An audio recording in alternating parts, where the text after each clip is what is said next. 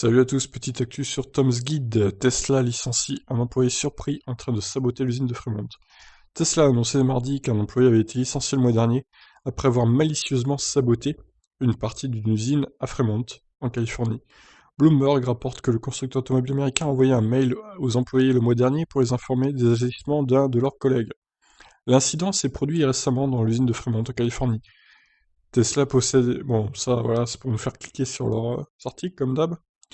La note de service envoyée aux employés proviendrait d'Al Prescott, le vice-président du service juridique et avocat général par intérim de Tesla.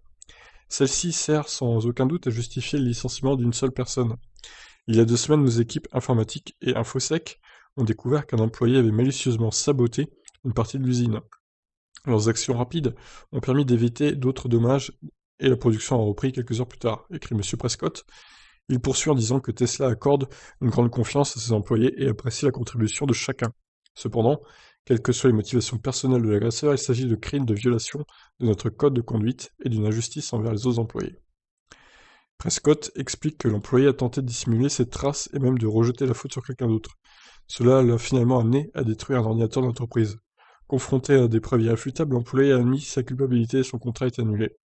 Prescott ne mentionne pas de poursuite judiciaire de la part de Tesla. Le constructeur pourrait le poursuivre s'il s'agissait réellement d'un acte de sabotage au sens juridique du terme. C'est étonnant cette histoire-là.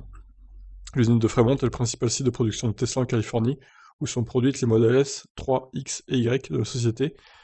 Les voitures fabriquées à Fremont sont vendues aux USA, en Europe et en Asie. Comme la demande de véhicules Tesla augmente, en particulier pour les modèles 3 et Y, une production efficace est devenue encore plus cruciale. Toute perturbation de la chaîne de production pourrait nuire aux objectifs et aux projets de Tesla. Ok, bon. Ah ben ça, c'est une sacrée histoire de fou encore.